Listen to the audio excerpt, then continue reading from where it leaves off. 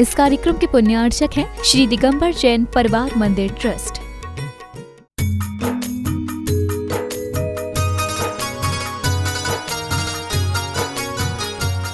सल्लेखना के बारे में अब यहाँ पर प्रसंग चल रहा है। श्रावक सल्लेखना को कब स्वीकारता है उसके बारे में कहा गया था। उसके कुछ ऐसे संकेत होते हैं, कुछ कारण उपस्थित होते हैं। ये कल कहा गया था। उपसर्ग आ गया उस समय कि जिसका प्रतिकार नहीं है।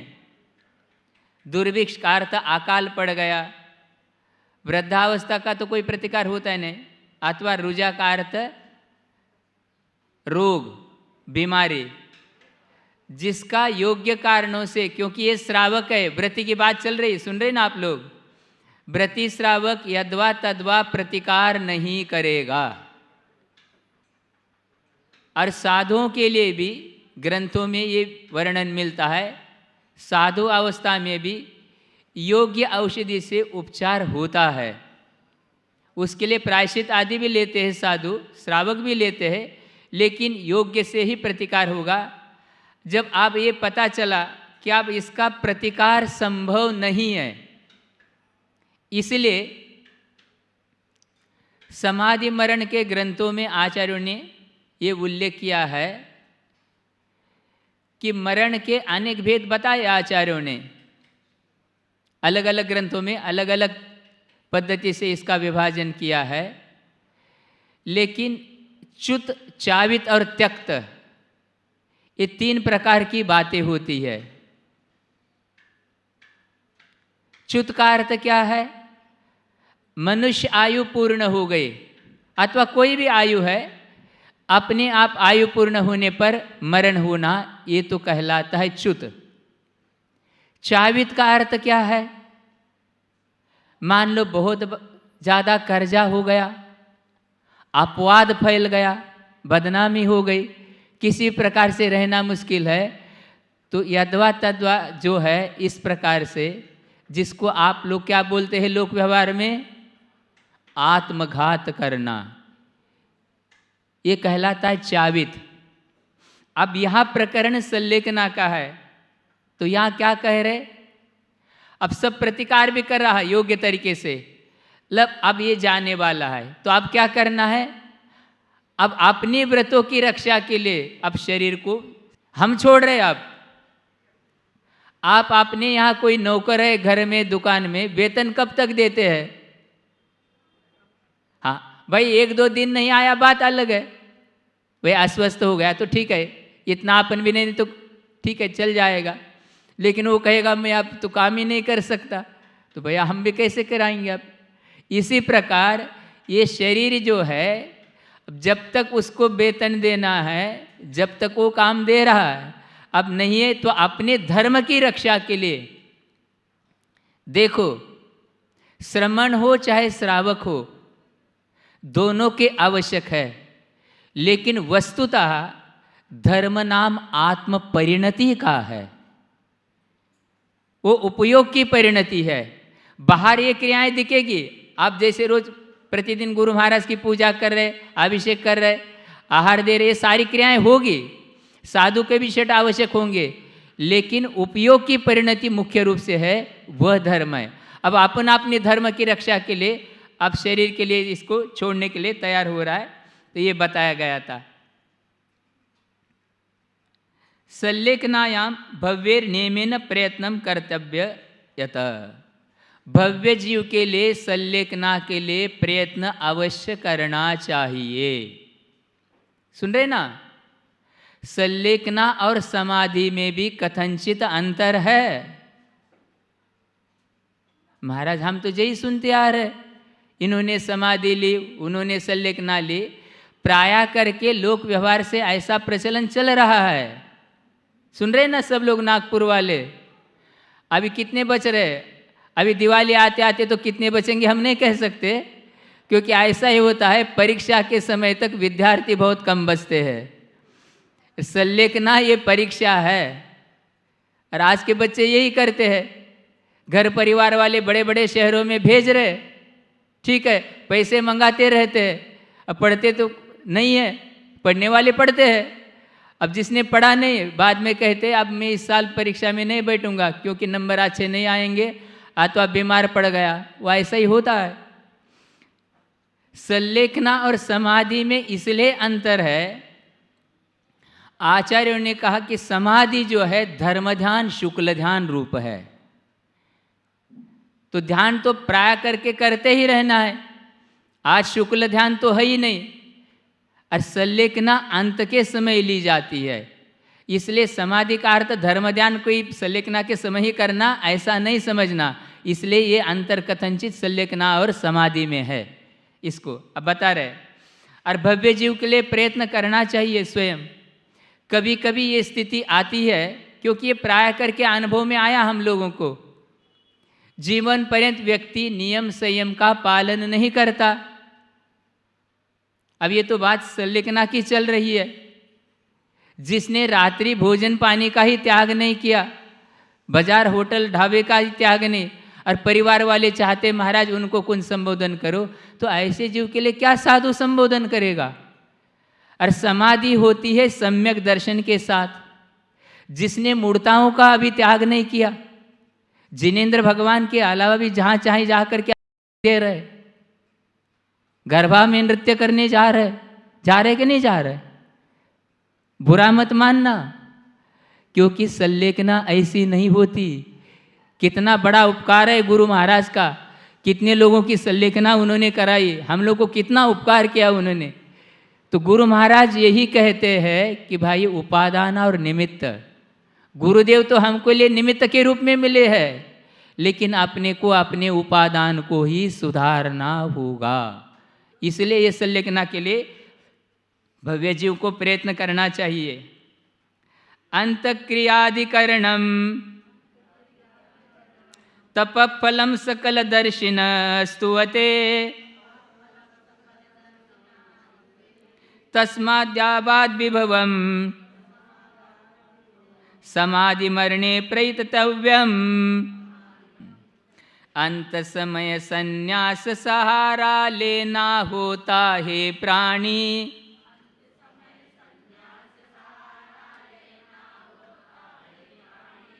सकल तपों का सुफल रहा विश्व विज्ञ की यह वाणी।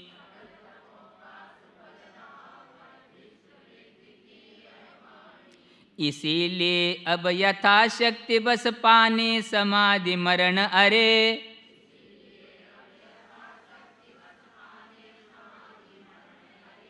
सतत यत्न करते रहना है तुम्हें मुक्ति तब वरण करे। हमेशा प्रयत्न करते रहना चाहिए। आचार्य शुभचंद्र महाराज जी ने ज्ञानार्णव ग्रंथ में एक कारिका दी है।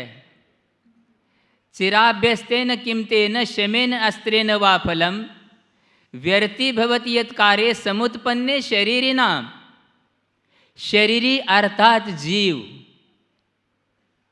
और शरीर का अर्थ पुद्गल, दोनों को भिन्न करना है। अब ये संलेखना में तो पहले से ही करते आ रहा है श्रद्धान, फिर भी तो आचार्य महाराज ये कह रहे, जिसने जीवन पर्यंत के लिए अर्थात बहुत काल से, चिरकाल से शस्त्र चलाने का अभ्यास किया, क्योंकि भाई परचक्र आएगा तो अपनी रक्षा करना है, अथवा जिसने बहुत समय से क्षमा का अभ्यास किया, क्षमा भाव धारण करने का, और जिसको युद्ध में जाने का प्रसंग आ गया तो कहने लगा मैं तो भूल गया शस्त्र चलाना, तो भाई आप यहाँ क्या करोगे। चिराभ्यस्तेन किमतेन शमेन अस्त्रेण वा फलम व्यर्ति भवति यत् कार्ये समुत्पन्ने शरीरिणाम। जब आप प्रसंग यहाँ पर आ गया, आपने जो अभ्यास किया था अब उसकी परीक्षा का, तो कहते हम भूल गए शस्त्र चलाना, तो अब परचक्र आया तो अब शस्त्र चलाना भूल गए तो क्या काम आएगा। इसी प्रकार हमने क्षमा धारण करने का अभ्यास किया है, और प्रसंग आने पर क्रोध करके बैठ गए। अब चिरकाल से हमने ही, अभी पढ़ते ना आप लोग प्रतिदिन आचार्य महाराज के पूजन में, क्षुधारों के लिए क्या पढ़ते? अति भक्षा भक्ष भय, भक्षा भक्ष कुछ भी नहीं देख रहे, दिन रात खा रहे, तो अब संलेखना कैसे होगी? इसलिए पहले से अभ्यास होना चाहिए कि नहीं होना चाहिए? प्रत्येक भव्य महाराज अभी कहते अभी समय ही क्या है आपका? अरे अभी कितनी छोटी उम्र है, अभी तो किसके दिन है? तो कब से खाते नहीं आया? 4 संज्ञा अनादिकाल से चल रही है। बताइए, ये बताया जा रहा है अब इसलिए, यस्मात् क्योंकि सकल दर्शिन, आचार्य समंतभद्र महाराज कह रहे मैं अपने तरफ से नहीं कह रहा हूं, इसलिए आगम में भी प्रमाणता तभी होती है, वक्तु प्रामाण्यात वचन प्रामाण्य, वक्ता के प्रमाणता से वचन में प्रमाणता आती है। सर्वज्ञ भगवान का वचन है ये, वर्धमान स्वामी का वचन, हम नहीं कह रहे अपने तरफ से। अंतक्रियाधिकरणम, अंत समय में संलेखना के आश्रय को, तप फलम, तप का फल, आज तक जो आपने अभ्यास किया है पूरे जीवन में व्रत धारण नियम का, इसका स्तुवते कहते हैं। तस्मात् इसलिए, यावत विभवम, जब तक शक्ति है तब तक समाधि मरणे, समाधि मरण के विषय में प्रयतव्यम, प्रयत्न करना चाहिए बुद्धिपूर्वक। और इसलिए संलेखना लेने वालों को उत्साह स्वयं चाहिए, तब तो दूसरे व्यक्ति सहयोग कर सकते हैं। संलेखना लेने वाले का ही जब उत्साह नहीं है तो कराने वाले का उत्साह क्या करेगा? इसलिए सकल दर्शिन स्तुवते प्रशंसन्ति, जिनेन्द्र भगवान सर्वज्ञ, सर्वम जानाति इति सर्वज्ञ, 3 लोक के 3 काल के सभी पदार्थ के लिए चेतनाचन, सबको द्रव्य गुण पर्याय को जो जानते हैं युगपत, वो कहलाते हैं सर्वज्ञ। देखो ये इसकी प्रशंसा करते हैं। किम तत् तप फलम तपस फलम, तप फलम सफलम तप इत्यर्थ, आपके तप की सफलता इसी में है। कथम भूत सत अंतक्रियाधिकरणम, अंत्य क्रिया संन्यास, अंत में जो है ये जो संलेखना ग्रहण की जाती है, संलेखना का अर्थ क्या है? सतलेखन, समीचीन रूप से क्रश करना। भक्त प्रत्याख्यान जिसका नाम है, क्या है? आहार को और शरीर को संलेखना, कषायों को कृश करना। शरीर तो वैसे ही कृश हो जाता जा रहा है, फिर भी इच्छाएं नहीं छूटती। अब खाया ही नहीं जा रहा, हो रहा है कि नहीं हो रहा? फिर वो क्या कहते? नली के माध्यम से डालो, तरल पदार्थ डालो। देखो ये, और पहले से जिसने अभ्यास किया, अरे क्या अपन तो पहले करते थे, 10 लक्षण में 10-10 उपवास किए, अष्टमी चतुर्दशी करते थे, उपवास करते थे, कितना किया। अब क्या है? ये छूट रहा है तो अब छूटेगा, अब कोई चिंता नहीं है। लेकिन हम अपने धर्म को नहीं छोड़ेंगे, शरीर को छोड़ देंगे। अंतक्रियाधिकरणम, अंत्य क्रिया संन्यासम तस्या अधिकरणम समाश्रयो यत तपस तत्फलम। ये तप का फल क्या है? अंत में संलेखना ग्रहण करना। यत एवं तस्माद्याबाद विभवम यथाशक्ति, शक्ति सब जगह लगाया आचार्य ने, अपने अपने शक्ति के अनुसार ये करना चाहिए। समाधि मरणे प्रयतव्यम प्रकृष्टो यत्न कर्तव्य, इस प्रकार उत्कृष्ट यत्न करना चाहिए। हम लोगों को भी आचार्य महाराज के सानिध्य में ब्रह्मचर्य अवस्था में भी, मुन्यावस्था में भी कई संलेखना देखने के अवसर मिला कि देखो, इसलिए जहाँ भी संलेखना होती है तो अपना भी कर्तव्य होता है कि उसकी वैयावृत्ति यथाशक्ति करे। अपने को भी तो समाधि करना है। इसलिए जब हम लोग ब्रह्मचारी अवस्था में थे, सिद्ध क्षेत्र कुंतलगिरी में, पहले भी हमने इस प्रसंग को आपको बताया होगा, वहाँ पर ईस्वी सन 1983 में, कितने साल हो गए आप लोग देखो, 1983, पूज्य मुनि श्री वृषभ सागर जी महाराज जी की संलेखना हुई थी। 111 वर्ष की उनकी आयु थी। हम लोगों का सौभाग्य था, उनकी कुछ वैयावृत्ति करने का हम लोगों को सौभाग्य मिला। उस समय 111 वर्ष की, 80 वर्ष में तो उन्होंने दीक्षा ली थी, क्षुल्लक दीक्षा। अब 80 वर्ष में क्या, तो सब लोग उनके लिए कह रहे थे देखो अभी ये क्या कर रहे हैं, पोतों तक का भी विवाह हो गया, उनके भी तक बच्चे हो गए, अब ये दीक्षा लेने जा रहे। लेकिन भाई किस भव्य का भाग्य आपने क्या जाना है, पुरुषार्थ देखो उनका, क्षुल्लक बने, आयलक बने, मुनि बने, और इतनी अच्छी संलेखना उनकी। 41 दिन की संलेखना, अनंत चतुर्दशी के दिन 20 दिन बिना जल,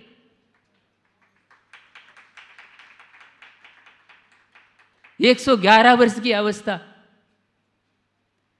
और उन्होंने भी जिस प्रकार आचार्य शांति सागर महाराज जी की 1955 में वहाँ पर संलेखन, 28 साल बाद उनकी वहाँ पर इस प्रकार की संलेखना बहुत अच्छे से। और उन्होंने भी संलेखना के समय अंतिम कुछ उपदेश दिया था, वो भी सुनने का भाग्य हम लोगों को मिला। उन्होंने कहा कि जिस प्रकार जिनके गंडस्थलों से मद झर रहा है, ऐसे बड़े बड़े शक्तिशाली हाथियों का गंडस्थल चीरने की शक्ति केवल सिंह कुल में होती है, दूसरे किसी के पास नहीं। इसी प्रकार एक कर्मरूपी जो हाथी है बलवान, इसको नष्ट कर करके उसका जो श्रेय ये समाधि आदि करना, ये केवल जो है इस प्रकार जिनेंद्र भगवान के शासन कुल में एक क्षत्रियों का धर्म है, हर किसी का धर्म, क्या उनका देखो ये। और 20 दिन बिना जल के, और आनंद चतुर बिल्कुल सावधानी के साथ इतनी अच्छी संलेखना हो गई उनकी, ये कहलाता देखो फल उसका क्या उन्होंने अपने जीवन में।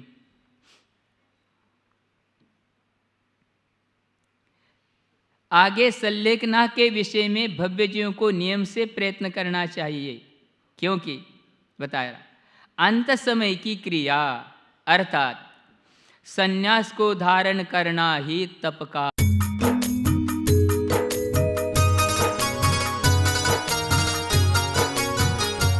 इस कार्यक्रम के पुण्यार्चक थे श्री दिगंबर जैन परिवार मंदिर ट्रस्ट।